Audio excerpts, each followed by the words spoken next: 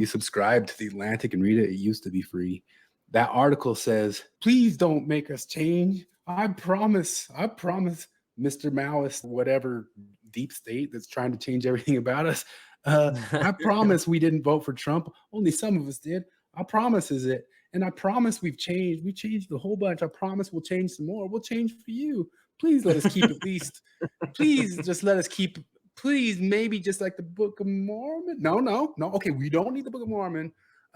Please let us just keep the concept of Joseph. No Joseph. Okay, no Joseph.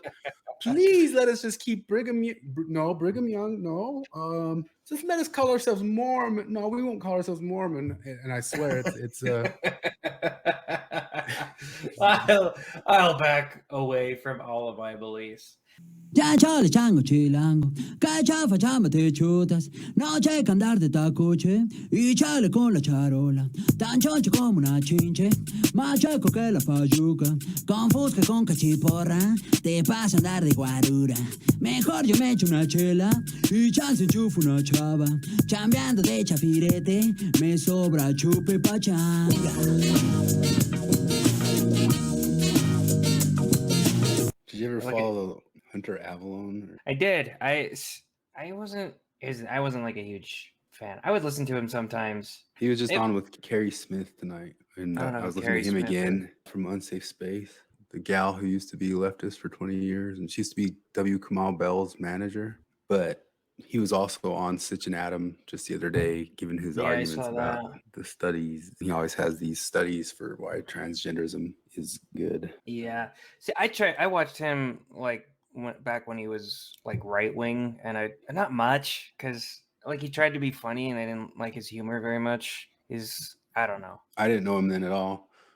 But I saw him right when he rebranded himself, so I've seen him for a couple years now. Okay. But I didn't see him until he came out as now I'm a lefty guy. It was funny because I would try to follow all these different guys that they seemed reasonably right-leaning, but I remember two of them specifically. There was him and there was James Alsop. And, oh yeah, I forgot about James Alsop. And they were buddies. They talk about each other in their videos and stuff like that. But James Alsop he probably can take the title of alt-right, right? No, he can. And that's the funny thing is I've watched those two, and Hunter go full lefty, and Alsop went like full question type guy. People try to say, and Hunter was just talking about tonight, that people call him a grifter, that he did it for the grifting. And no, it wasn't for the grifting. And I think that's probably true of Hunter, because I think he did just change because he got married to a left-leaning lady. And I just suspect he wasn't all that convicted in the first place. He's a young guy. I don't know. Yeah, I don't think he's a grifter, really. I just think I don't know. I've never liked him that much. That's Carrie. You haven't seen her around? I don't think so. She pops up like on Neurotic. She was on Unsafe Space. Now she has her own channel. But she was just talking with Hunter tonight. I listened to it, and it's the same old stuff. Neurotic's another one. I like him better than the Quartering, but I like his takes. He just annoys me. I don't know. Maybe it's all the merch in the background. Neurotic annoys you? I like Gary from Neurotic. So I like him. It's like I like his takes and the things that he says. Really, it's something about his cadence or something. I don't know what it is. Oh, really? Yeah. I don't know. I like him well enough. They do the Friday Night Tights show, and I'll listen to that if I got nothing going on, because I'm usually doing cardio right in the middle of that. But that show will drive me nuts a little bit, because if I hate it when I'm listening to a show for a long time and I stop and I think about it and I go, I haven't really gotten any piece of useful information for an hour here. And I usually kind of have like stuff, information heavy, like I'm learning something, even if it's, I don't care. Like I'm not like snooty about what I'm learning. I don't have to be learning something high art or something like that. Sure. I just need to be learning something new, something that I hadn't heard or hadn't thought of, or maybe it's just they're telling me about a new movie coming out and I didn't know that. But I'll watch that for a while and it's just, I got nothing out of that. That was just a bunch of fluff of nothingness. Mm-hmm. I kind of felt the same with Dave Rubin for some years, because what they kind of fall into doing, if they run out of stuff to talk about. Isn't it amazing that we're all talking to? Yeah, they'll talk about these conversations. We need to have more of these conversations where we can talk. I know. I remember getting really excited years ago because they were having Brett and Eric Weinstein, Jordan Peterson, and Ben Shapiro all on this same show. I was like, that's like a wide variety of placements, and they might have some really interesting things to say. And I kind of like Ben Shapiro when he's with those guys. I think he's very much used to being the smartest guy in a room, but he seems actually kind of humble when he's in a room with those guys because he knows that they've got some time on him or whatever. But then like Dave Rubin kept stopping interesting conversations and being like, wow, guys, I just got to say, it's amazing that we got a gay man here. We got two atheist Jews. We got like, I don't stop. It's so important we have these conversations. These conversations are important. It's important. Friday Night Tight guys get a little bit into, it's important to have something that pushes back against the access media in Hollywood. And I agree with Rubin and I agree with them. But at some point you realize that that's all they just repeated for the past 2 hours. And you go, man, why did I just listen to that for 2 hours? It really kind of blows my mind because like Friday Night Tights will go for a couple hours. And then suddenly they'll jet into actually talking about a topic like this new movie that's out and the box office of it and the stuff that happened. And I'll get this rapid fire information, like 5 minutes of like such dense, like this happened and this happened, this happened, this is the money, this is the count, this is the thing. And like each one of them comes in and I'm, wow, that 5 minutes was an avalanche of information. It would have been too dense for a single video. And then back to just 5 hours. It's great that we're here able to talk about this stuff. But speaking of movies, I just watched Doctor Strange 2. Oh, I saw that. Well, I only partially saw it a couple weeks ago because it's one of the rare times that while being awake and seeing it in my eyes, just checked out. Like I just checked out so hard, I barely even followed it. Like I don't even know what the story was, and I was looking at it. I was looking at the screen. It was really dumb. That's almost impossible for me to do. Like I have a problem of over intention. Like I can't turn off if anybody's talking or anything, I can't help but hear it. And this was a rare time that it went in my eyes and my brain was elsewhere. It was kind of like if like Frodo was like, no, I need to use this to defeat Sauron. And then he put the ring on and then actually defeated Sauron with the ring. And then the ring destroyed itself. But then the consequences of him having used the ring was that he got even more powerful later. There was like a whole moral that was supposed to be learned, and that sort of makes sense. You learned the opposite of it. But it was funny because the only reason I bring it up is because there's that part, you might have saw this, where I saw it. All the visuals. Oh, yeah. You'll be able to tell me what the visuals are, but I don't know what the storyline was. So the first time they jump to a new universe, she's like, well, first thing you got to learn is to find food. Here's pizza balls. And he's like, where did you get money for that? And she goes, most universes don't require money for food. I don't know why yours does. We're uniquely capitalist. I was up there, and my brother-in-law and my wife and their sister and her boyfriend, they're all watching it. And I got an hour to kill before Chris is on, so I'll sit down. And I was quiet up until that moment, and I just started just yelling, "Fuck you!" TV. It was so capitalist hellhole. Why would you charge people for the fruits of your labor? Yeah, but of course, right then is right when they have the cameo of what's his name from Bruce Campbell. Yeah, Bruce Campbell. Yeah, and everybody's waiting for that cameo, so you got distracted real quick right after. What's the reason? Like, how's that even a cameo? He's just an actor that's in the movie. I don't understand why that's the director. The director is Sam Raimi. Yeah, Sam Raimi, who directed all those everything that made Bruce Campbell famous. Those old. Yeah, okay. Those old what are they called? Oh, come on, brain. Ash and the Evil Dead. Yeah, all the Evil Dead stuff. So I think that was really Sam Raimi's start, and it was Bruce Campbell's start. And in fact, I don't know that Bruce Campbell's been in anything else but that stuff. So it was just a callback. He played Ronald Reagan in Fargo. Oh yeah, I remember that. And I'm sure he's popped up in little stuff. I'm sure I'm missing it, but he does the narration for the Spider-Man games. Yeah. And because that was Sam Raimi too. Yeah. So yeah. I think anytime there is a Sam Raimi, you can look for a Bruce Campbell cameo. Because like Sam Raimi did a Darkman, and there's a Bruce Campbell cameo. And it's just a cameo in that one too. We want to know what the cameo is? The cameo is he did like the voiceover of screams of a bunch of people in that one. Anyway, that movie from second one, because I actually watched the Wanda series, which I actually thought at the start of it was pretty fine. And by the end of it, it got really weird because obviously they do the thing that they can't help but do nowadays, but make their heroes villains and make their villains heroes. That Scarlet Witch lady, man, you can just tell from the start that like she can't remain the bad guy. They're not going to let her remain the bad guy. And so just from like the beginning, I think just that single concept just makes you check out, because I know that Yeah. some way, shape, or form they're gonna make her get redeemed, or we're supposed to understand why she was a baddie. I know they wanted to make her seem misunderstood in the movie, and they're like, she's evil. She like slaughtered tons and tons of people. And that's the whole problem with Wanda. Did you watch WandaVision? No, I've been so checked out from Marvel shit. I watched this because they put it on. So the entire WandaVision thing, they have this whole story where she takes over a town and she makes that entire town kind of live out these television fantasies of like Bewitched and all that stuff. But as it goes along, it turns out that every second that the people of that town were being forced to play out those roles in her brain, that it was like living, waking torture for them. And so at that point, she's still supposed to be like a hero, but by the end of it, like, wait a minute, that's basically a Harry Potter torture. In the Harry Potter world, that's a torture. Not only can they not choose anything for themselves, they're complete prisoners, but they even actually hint at that the people are physically being tortured throughout the whole entire thing. But did you they finish try the to wave it movie? away.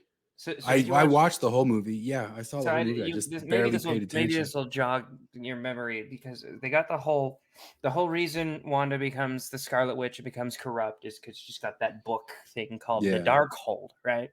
And so he goes to another universe and they trap him, and they're like, well, we don't want you here because our Doctor Strange used the Darkhold against, because it corrupts people. That's what it does. I do remember and that scene. He destroyed 2 universes on accident with it. And because it just corrupts. And then he goes to another universe and finds a Doctor Strange who had the Darkhold and who had destroyed his own universe. It's in just disarray, and he's the only one left, and he's like disoriented and terrified. And so our Doctor Strange, what does he do? He immediately goes, okay, can I use that?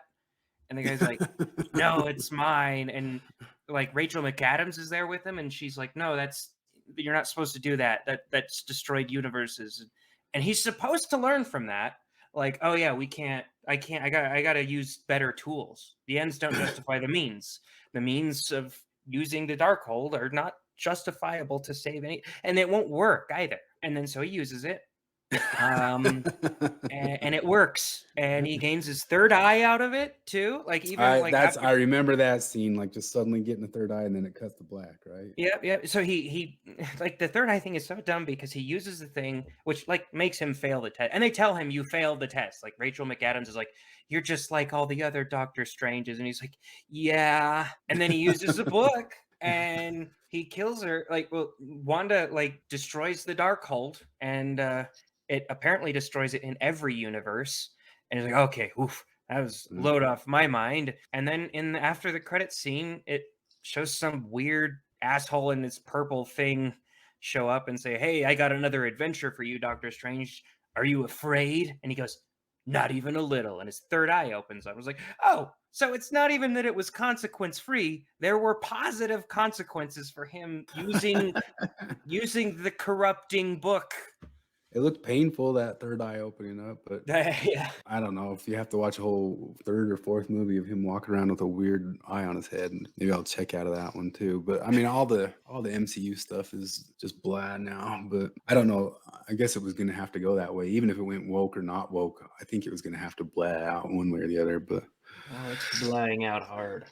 Yeah, I think it's kind of obvious, and I think Gary and crew are right about it. That part of the problem is that they're just putting it on this conveyor belt now. They have these teams.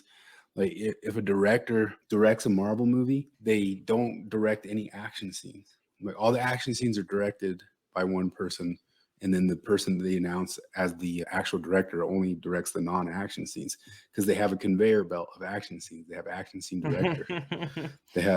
But that's capitalism, evil capitalism, turning stuff into a conveyor belt until it falls apart and people stop going. But anyway, what set me off tonight, I wanted to go again, is we were talking yesterday about the failures of churches to get young men and all that deal. Well, Quick put out an episode today talking about the church starting to use language like DEI language and all that stuff.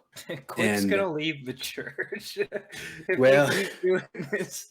let's watch a second of it, because I mean he still stays cool with it, and he still stays on the bright side, and he still says it's BYU doing it. It's still not necessarily Yeah. Russell M. Nelson saying it. And I just Yeah, no, I'm kidding. I know he's very, very faithful and stuff. That's yeah. what a weird position to be in. Is like he's a guy that believes wholeheartedly in the church, and then afraid that he might get kicked out of it. Anytime he's slightly kind of like worried about what they're doing or not, you'll see that he'll kind of, I mean, we'll watch in the clip here, he kind of kicks up and saying, but the elders and the top guys, I got faith in them. They're doing this right. They kind of know what they're doing. They know that they're threading this needle. And just on that same thread that I'll pull up about Jacob Hansen, I saw Dan Ellsworth underneath it saying, this is why Russell Nelson changed it. And the whole thing's just saying, we're changing it away from like identity-based stuff to talking about Christ and all that. And I know all the explanations and that sort of stuff. And this is another reason I appreciate the Midnight Mormons, because Cardin and Kwaku will still come out and say, nah, this is bullcrap. We got to hold on to the term Mormonism and scouting and culture and all that sort of stuff. And to me, the whole entire thing kind of plays out like you're giving into the Hegelian game that they're playing with. Yeah. A Mormon or a believer side's got to be like, nope, they're on top of it. They know what they know, and they're doing what they're doing, and they're ahead of the game. And from my point of view, on some level, I root for them. I don't root against them. I mean, over whatever this thing is, I root for them. Oh, hell yeah. But of course, I'm always like worried they could become some overbearing thing themselves. But the worst of all of it would be if they join up with this thing and become their same old overbearing self. But well, I don't know. Nelson's pissing people off. He's getting people that I never thought I'd see question the prophet to be like, I'm not a huge fan of this prophet. Because when I was growing up, that's just something you don't say that because God chose him. You don't say it. Just a couple people at work I've heard say that who are very devout believers. I've seen little things too, and people definitely got questioning around the shot. And one of the things I'll point at, which is where I'm right in line with some of the stuff the Midnight Mormons say, is that I think the leadership of the church are bureaucrats. Oh, I think they're absolute cowards. Well, that's the same word. Yeah. Okay. The church started selecting for that so long ago, but I mean, just in my job as somebody who sometimes sees the inner workings of different companies working with managers and executives, I can see places just through risk aversion, stuff can start to look like tyranny. And that especially became clear during the COVID stuff. Like corporative risk aversion is tyrannical. And these guys start acting like every lawyer, bureaucrat, business person and go dive full in with the risk aversion stuff, which I think some of the reasons they start adding in this DEI stuff is part of the ESG pressure, and it's risk aversion from ESG pressure because of the types of power that they can have over their money. But let's just see. I guess it'd be a hard position as the board of the church or whatever is to balance ESG with your membership, because it's not like you can just go like, okay, now gay people can get married in the temple, because then you're gonna mess up your membership so badly with that you're gonna lose a lot of them. Well, I think at one point or another, they have to make a stand to it, especially if they want to hold. I mean, that's the whole point of everything tonight. But especially if they want to hold to what Mormonism is. Let's listen to a quick first. We'll get to the other points, because then I'll just end up repeating myself. That is associated with diversity, equity, and inclusion. It's all the same thing, ultimately. It's all the same thing. If you look at, for example, the BYU Marriott School of Business, and you look at their diversity and inclusion page, what do you see? You see there it's a page, and at the bottom, you have President Nelson on the diversity and inclusion page. And you have him talking about his talk where or quoting him from his talk where he talks about abandoning attitudes of prejudice.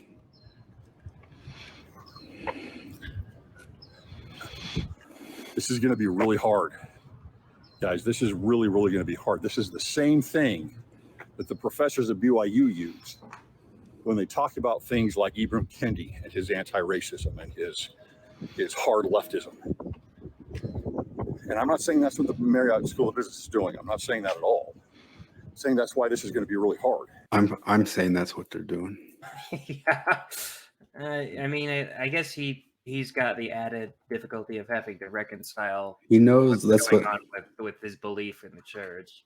that's what the pause. I mean, he knows that's what the pause and hesitation is, but he has to walk that line to stay in good standing. And I'm not criticizing that at all, because I think Quick's making a tough stand. Yeah, no, I love Quick. He's awesome because he can, like, I send his videos to like my in-laws and stuff like that. Because Yeah. they're not gonna listen to this shit because I'm dropping F-bombs all the time and I'm critical of the church every now and then. But Quick is just exactly, and they probably wouldn't even listen to Midnight Mormons. I know my mother-in-law likes Quaku a little bit, but I think Quick is right up their alley. So I really like what he's doing. So he's right, and he's kind of hinting it there that the school or whoever's making that diversity page, they are co-opting Russell Nelson's language. And I guess you and I are maybe some of the only people looking at this world who are allowed to say, or is Russell Nelson down with it? Oh, I 'cause think he's totally down with it. I don't think Jacob Hansen or the Midnight Mormons, I mean, in their worst nightmares, I believe some of them might think that I think he is. Most of them are probably still holding on the inside, like, no, it's still good. It's still good. They're still fighting it. They're still fighting it off. And yeah, I feel bad for him because it's, I think you're caught between those two worlds. But I'm as convinced as I can be that he's down with that stuff. yeah, I think almost all people brought up through bureaucratic corporation, business, medical world, which is what he's coming out of, are more than likely going to be right up that alley. This is where I could give like a big long stretch of imagining it's as sinister as it could be that they're absolutely on board with getting in line with the New World Order, all the way to they were just a boiled frog, I guess if I give that whole entire range, there could be the range of where I know Quick would ultimately hope it is, and where the Midnight Mormons or Jacob Hansen ultimately hope it is. I think Cardin's giving up hope on it. I've got some clips that kind of prove that, but Brad will hold to. No, they know what they're doing. They know what they're doing. They're steering the ship right. They're steering the ship right. Yeah, it's kind of built into it, right? Because I don't know. In order to believe in the church as it's taught to you, you kind of have to think that this is the final dispensation. So we're not going to lose the truth again. So if the prophet, if you're convinced that the prophet is actually leading you astray or whatever, then you're going to start to suspect that you're losing the truth, and that would send the entire belief system into a spiral, because then it's like, oh shit, they said this was the last dispensation and it isn't, so maybe they were wrong about everything. Yeah, I mean, I think maybe they should hold on to the what they learned from the Book of Mormon and everything, that maybe there's cycles and this is just another cycle. And I mean, I guess I could pull up what Cardin was recently saying about that. Here's the diversity clip, or on the diversity and inclusion page, which of course, I mean, they have to use that language. And to me, at this point, I work in this world where this stuff could come in, and I will not be a part of doing something that uses that language, even if they do a Mott and Bailey usage of it, because that's just part. It's to use different words. Okay. Yeah, you can do a because I mean, I've been in HR for 20 years. We were already doing things that had to do with diversity and inclusion, but we didn't call it diversity and inclusion before. Well, it's I always call people on using the correct words for things, because I remember getting into this argument in a libertarian group where they were this woman, she's like the head of this group on Facebook, and she's quoting somebody talking about how libertarianism is this, and I think she's quoting Malcolm X, and he uses the word equity in it, and I was like, not a huge fan of that word. And she was like, well, you know what it means. Like, what does it mean? She's like, well, equality. I was like, no, that's not what it means. I mean, it means equality of outcome. And and it was like she was kind of trying to hide behind it at first. And then I kept pushing and pushing and pushing. And finally she was like, yeah, it's equality of outcome. But like, do you think that if everybody had the same opportunities, the outcomes would be different? And I was like, yes, obviously. And so she was trying to call me racist for saying, like, because she's like, well, if everybody has equal opportunities under the law, then black people and white people and Mexican people, they'd all have exactly equal dispersions of, you know, success and failure and single parent household, all that they would have equal representation. I was like, so you just don't believe there's a distinction between equity and equality? Like, we got that out of the way. Yep. And there's different Mott and Bailey terms for just the diversity part and the inclusion part. And, you know, I've been the person who gave diversity trainings at my job for, you know, 15 years before it started becoming this stuff, where it was that we were training under what is still the law to this day, even though a lot of corporations will teach outside of the law as they start getting into these new diversity inclusion trainings that actually have you, especially in the diversity field, they have you do the types of discrimination against people that is expressly illegal in the Civil Rights Act of 64, which is still the law. That's still the law today. And now they're start teaching things that go against that, like specifically choosing for identity characteristics for positions, or expressly noticing it, because the whole thing comes down to colorblindness is bad. And what is still the law, which is employment law, is that it's colorblind. It's colorblindness. It comes out of Martin Luther King's Civil Rights Act of 1964. And I gave trainings that had to do with that all the way up to, you know, 15 years ago. My company right now doesn't have anything like that, but I mean, I'm always kind of holding my breath that suddenly you get some executive saying, "I heard this great thing coming out of BYU. It's diversity and inclusion." And then you start training the Ibram X. Kendi stuff that says, hey, go back to noticing race. In fact, you're racist if you don't.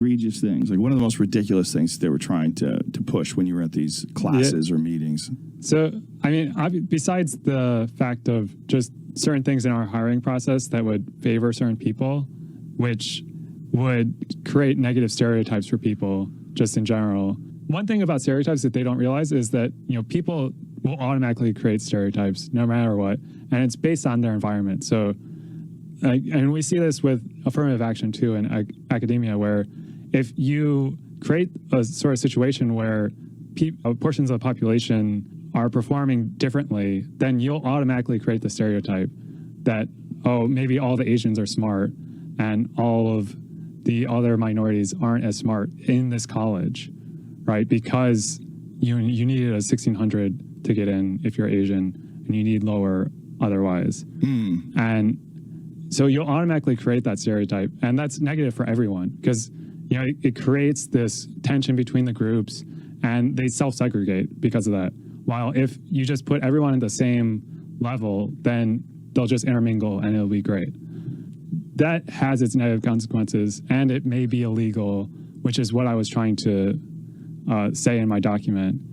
So that aspect I think is bad. But then also, you know, once you think that, oh, all of this is because of sexism, and even though we can't really see overt signs of sexism, like, oh yeah, you're a woman, therefore you're bad, and no one is saying these sexist slurs or anything, then it must be some low-level bias that we all have. And that's why they're pushing all this unconscious bias and microaggressions and just increasing everyone's sensitivity to, oh, you said something that could be interpreted in this one weird way, and that might offend someone somewhere, therefore you should never say anything. And it's really stifling. The more they try to shit on the idea of colorblindness, the more I start to realize how, like, it's almost like I hold it sacred. Like I'm noticing how unlikely it is for tribal animals to ever even conceive of that idea, let alone develop a society that encourages it. And now we're trying to tear it down. Not to play devil's advocate too much, but I want to tease something out, because I think this is something that maybe hooks people into believing these anti-racism. They will say that color blindness is impossible, right? You can't possibly be colorblind. And which I guess if you have working vision, evolutionarily, like, we do have in-group preferences that have developed, right? And it's, I think it is dishonest to pretend that it's impossible that in-group preferences could possibly exist.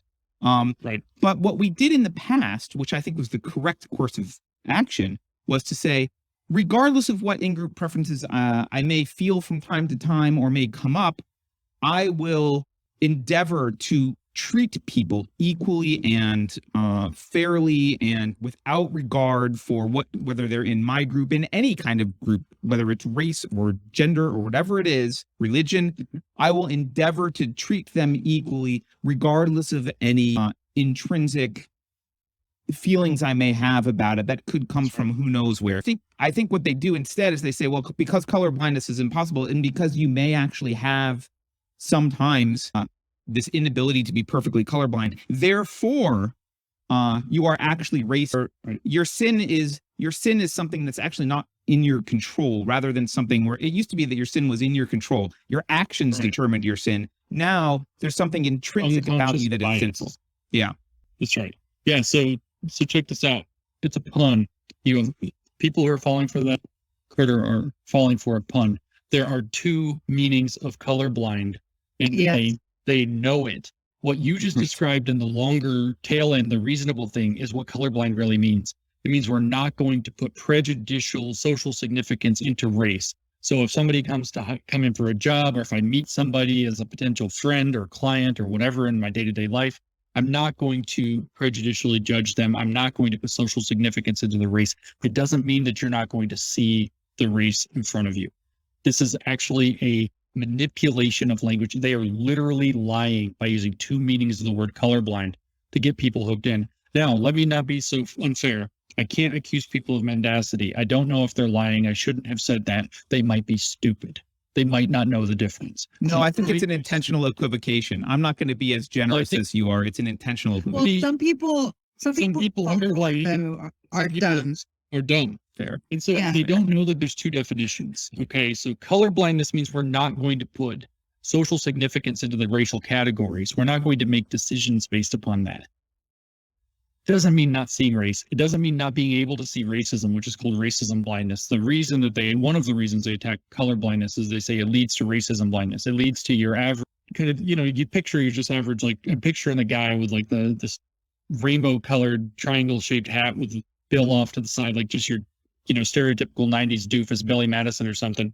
And it's like, that guy's like, what do you mean racism? I don't see color. There's no racism anymore. We don't see color. And it's like, come on, because possibly some people are a little thick, or because some people don't take the time to reflect, doesn't mean that none of us do.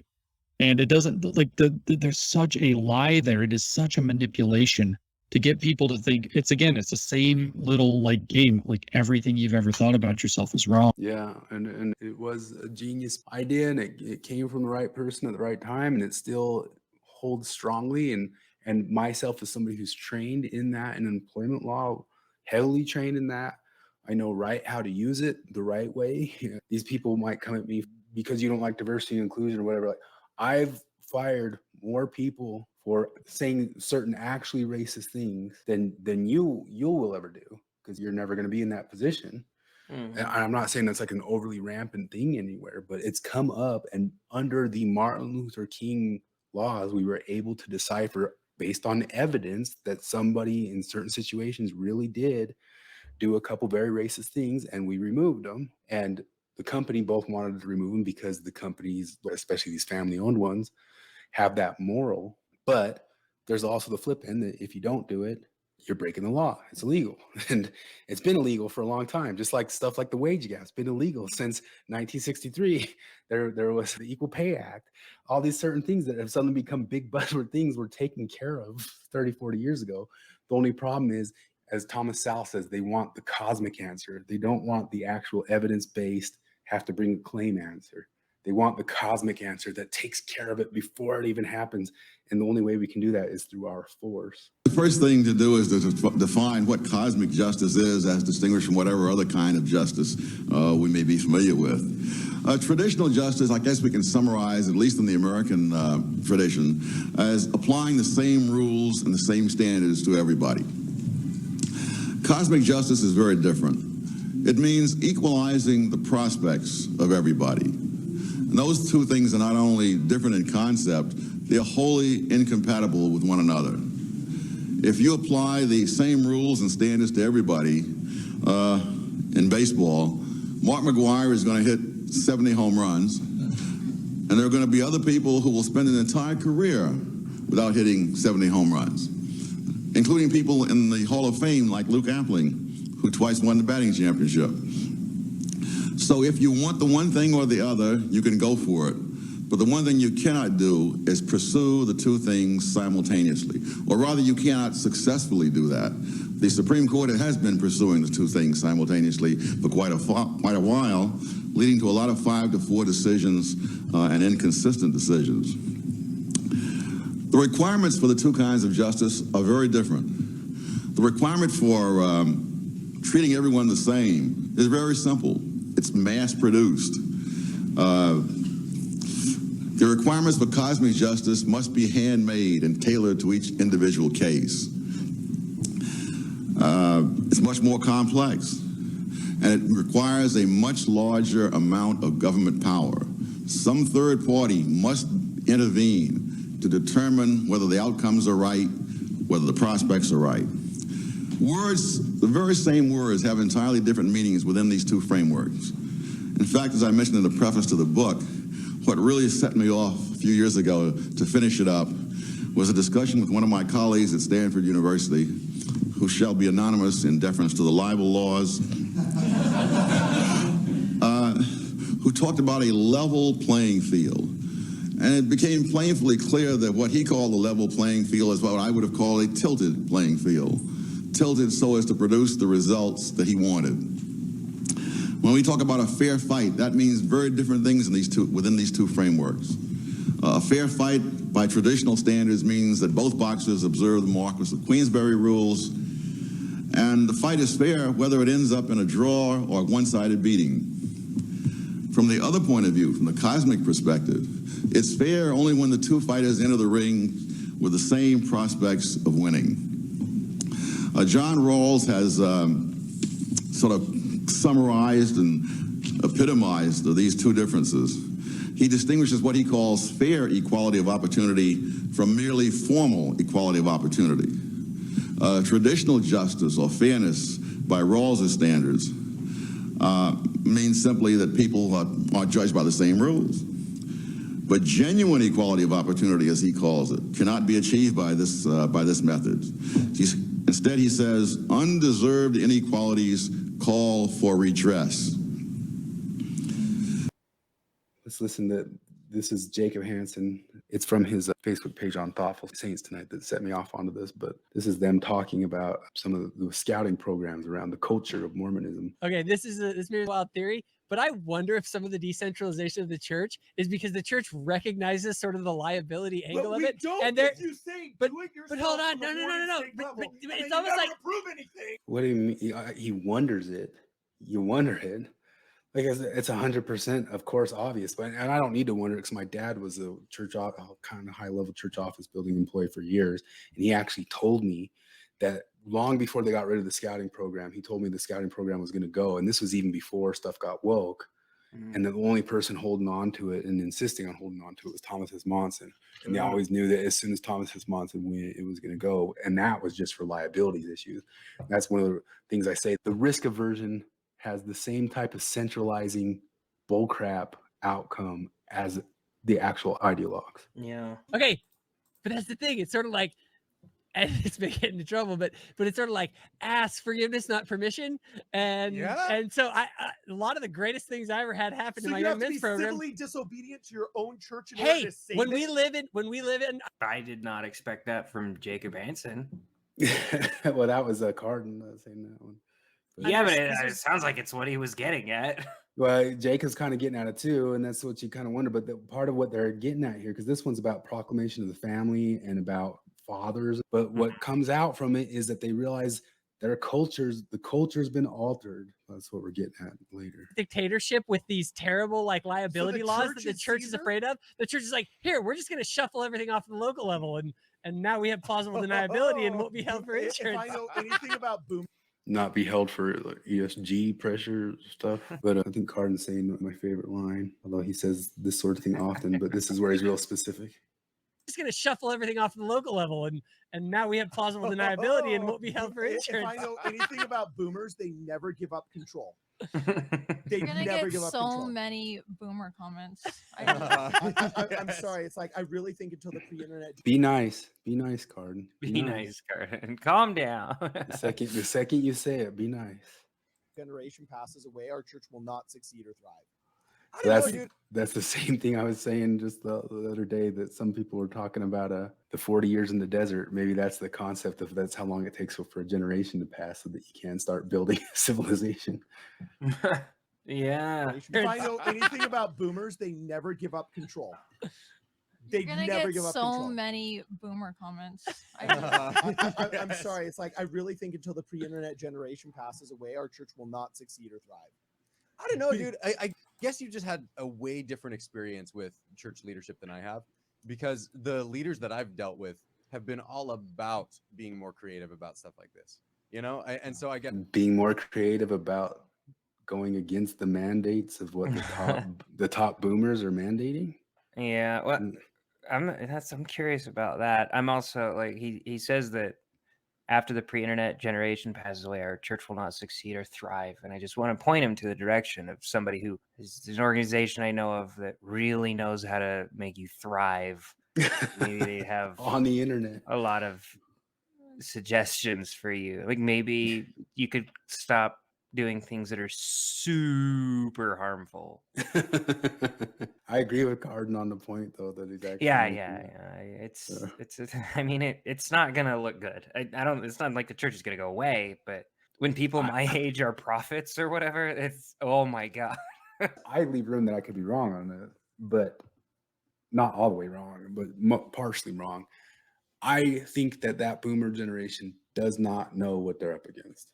I think they have little bits of tendencies. I bet you some of those top guys obviously know better than I do what some of that high money pressure is for sure.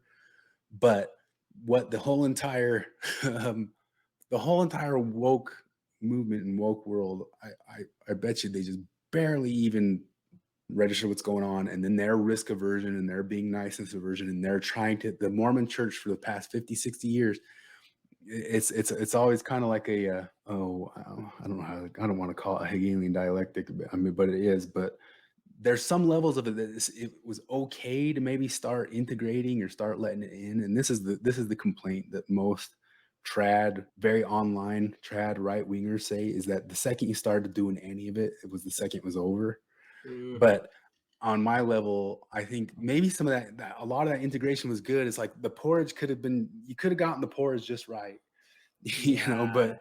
but at some level you guys got so overly worried with integrating into everything, into the business. I mean, this is the critique from the anti-capitalists of that neoliberalism, is that you start playing with the dollar and sooner or later you have all the values of the dollar, no matter what you think your organization is. I think they could have gotten to like a good level of the porridge, like given into some of it. I know the critiques of this from that trad right too, but they say that we over romanticize the 80s and 90s, stuff like that. But to me, that's kind of like where the porridge was just right.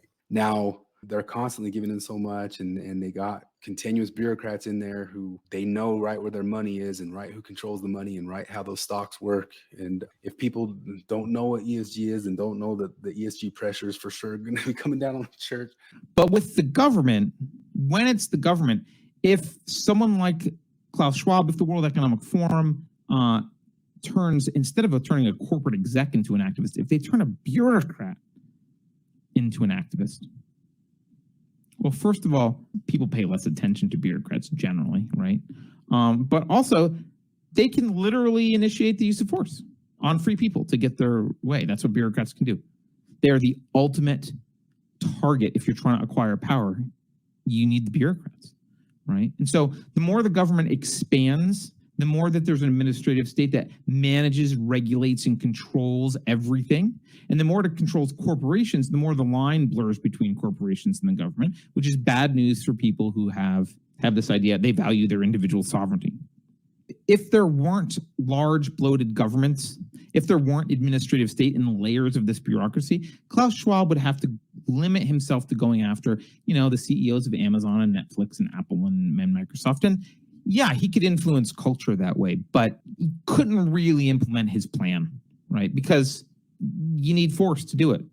I mean, unless we all thought the plan was awesome. I mean, if he convinces everyone that the plan is great, then sure, people would do it voluntarily.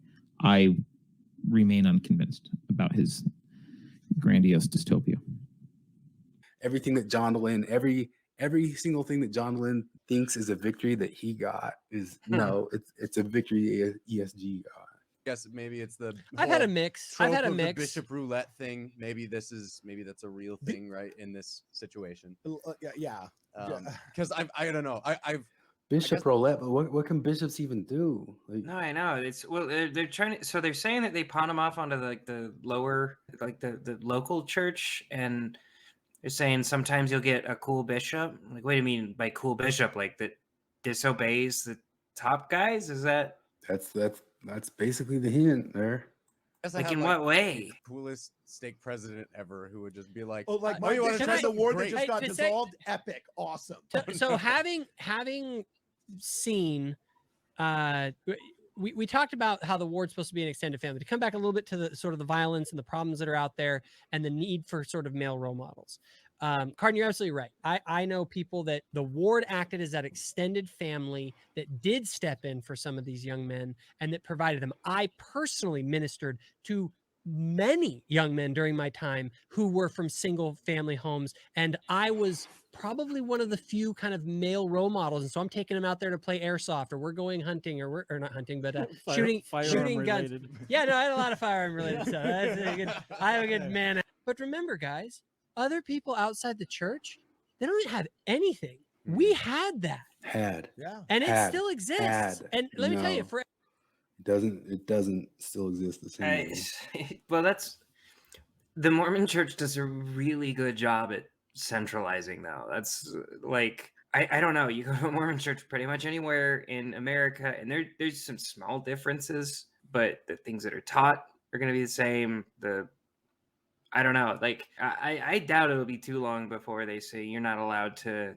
If you could do a young men's activity, like you're not allowed to do anything gun related, just to cover their asses. I'm kind of surprised. I guess I don't know if they haven't done that already, but yeah. Well, you saw him from the start. Kind of say, "Yeah, I don't want to get in trouble for some of the stuff I'm saying here." Yeah, have with the scout program. Okay, young men in my young men's program that I was involved with, I'm still close with those young men. Yeah, I still am texting them. I'm still in touch with them. There still is within the church. It's not like just because the scouting program went away that there are not men who are ministering to these young men in really great ways. And I've seen it firsthand. So while I think there is room for us to say, hey, there's some aspects of the young men's program that could be improved, I think we need to be very careful that the listeners don't get the impression that the church is so far off the rails that like they've abandoned the young men, because they have not. Yep. And I mean, what they've abandoned is focusing on cultural aspects, which is, I guess, what this is coming up here. So if he's saying there's men who are still doing that, but they're taking it on themselves to do that. They're doing it themselves. So we were just talking yesterday about Peterson telling those churches to come right out and say, hey, no, we are focusing on you, young men. And it's obviously a cultural call to say, hey, we need to kind of change this culture of what we're doing around here. And this is one of the areas I think the church has been just giving and giving and giving and giving on their culture.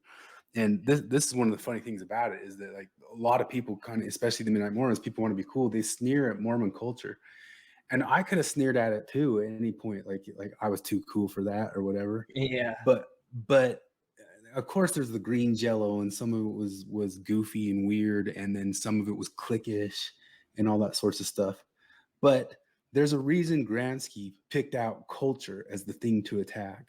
And it's the reason why that's the thing that most of the ideological left have been attacking and been making major ground. And half of the pickle that we're in nowadays is because we gave up the cultural side of our culture to that ideological left.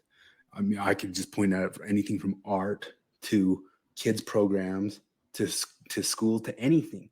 They cared about those cultural aspects, and this other side just keeps giving it to them.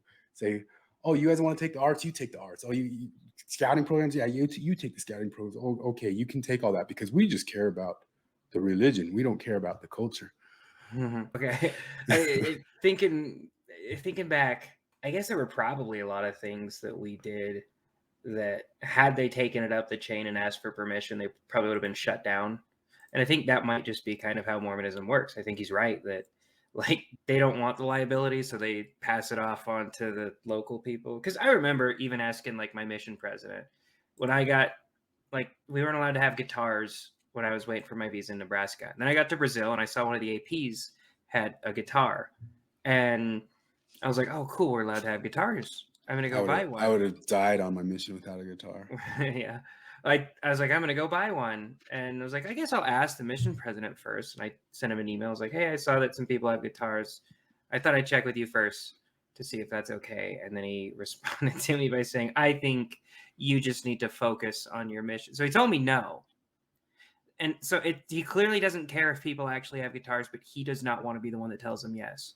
Yeah. And that lasted like 3 weeks. And I was like, I'm gonna go buy a guitar. So I went and bought the worst guitar I've ever had with the frets extended. Yeah, my guitar over the was fretboard, terrible cut my hands too. up. But I had one. yeah. It only cost me like, I don't know, probably like $30 American. Yeah, that's about what mine was. So I remember doing stuff that they probably wouldn't have approved of. Like we'd go like wakeboarding. We went shooting a few times. We did this one camp out in the winter called the tape ball camp out, where we spent all this time, like we camped inside the church, and we spent like forever making these balls out of duct tape, and we just huck them at each other, like across the gym, like across the basketball court. We'd set up tables, wear goggles.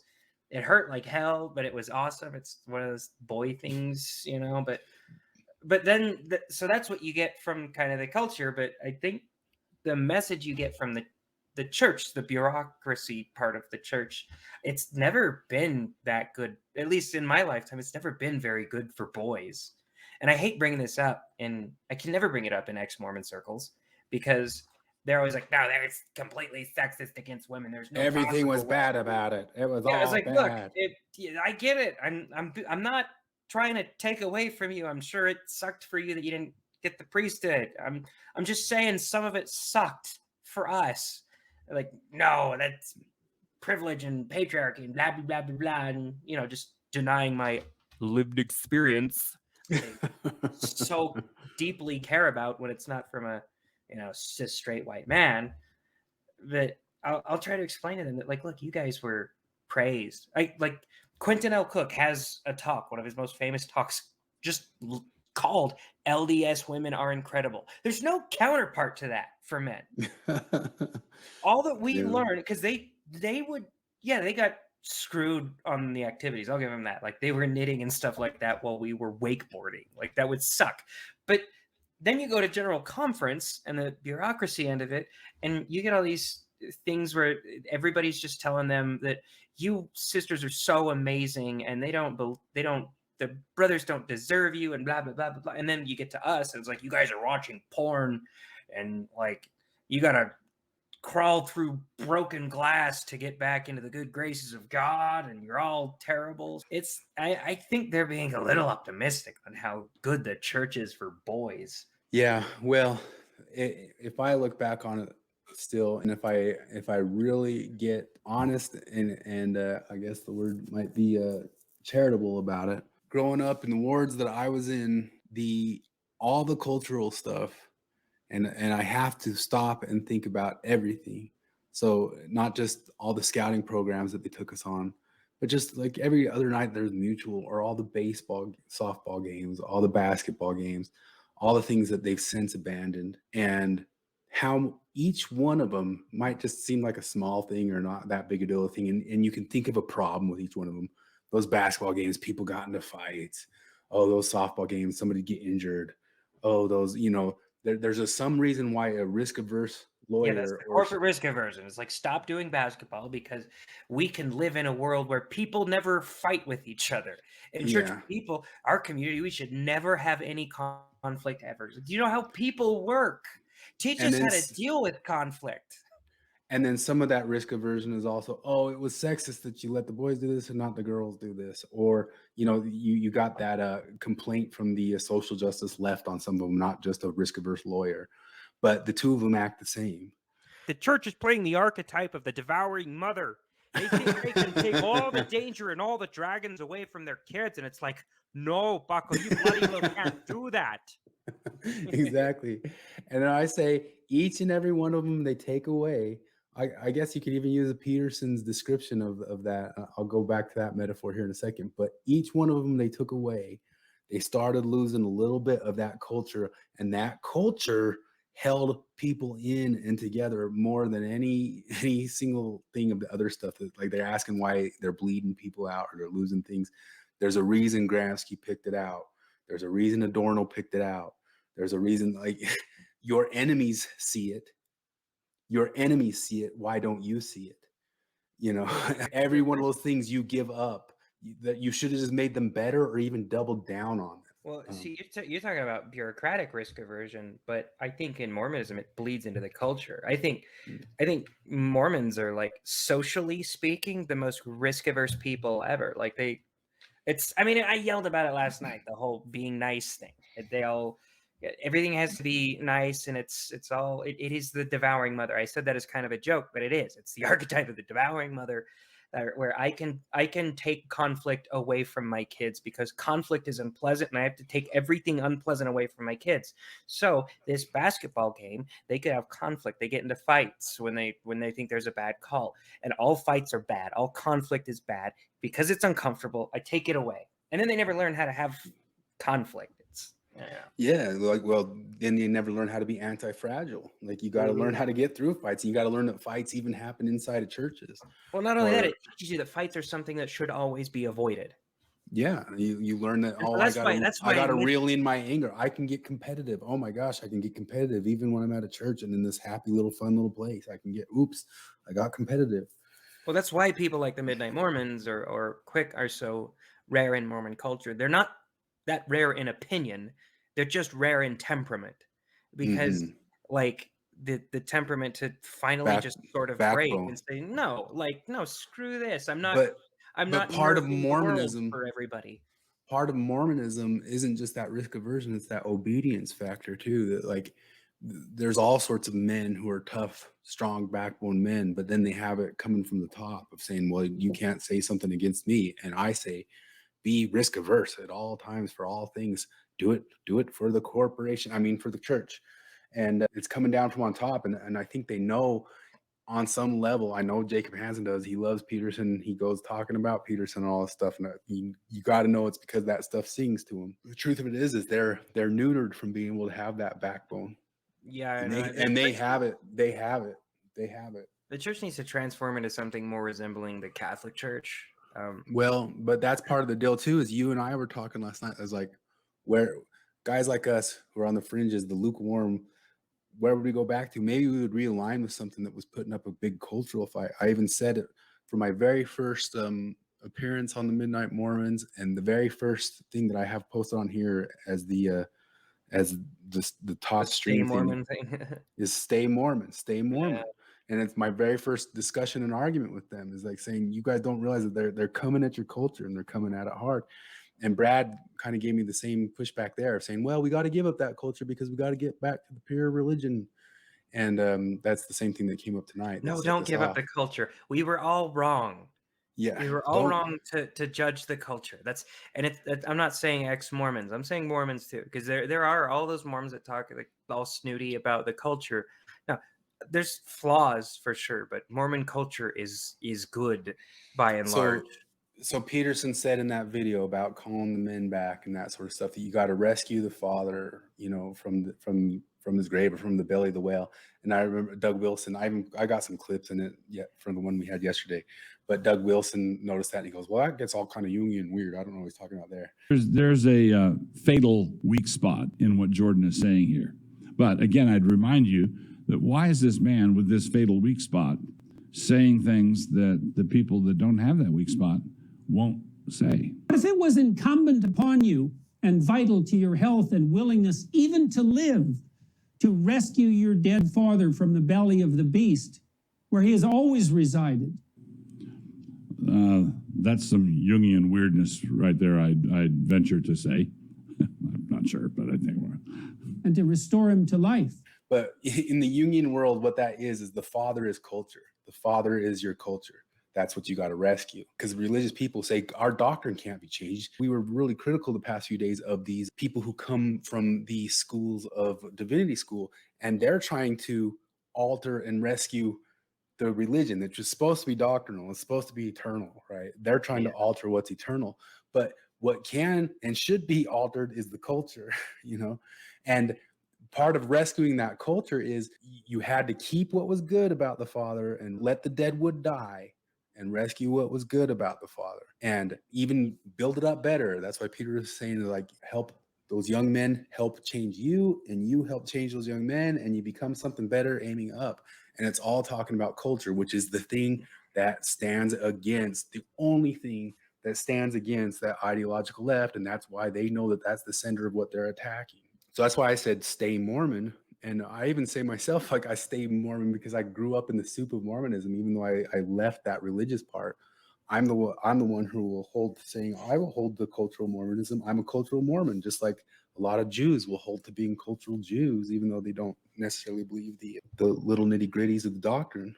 That's what stays strong against the societies and culture falling down. But one of the problems with it is like you get apocalyptic type religions, which Mormons one of them as well.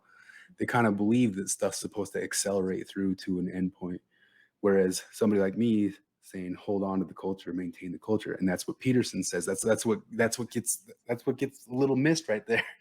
Is Peterson or myself? We're all saying that we're stuck here and we're stuck with this. Save that culture. Whereas the apocalyptic religion people will kind of be like, well, it's all got to come up to that explosion where we do cut away all that.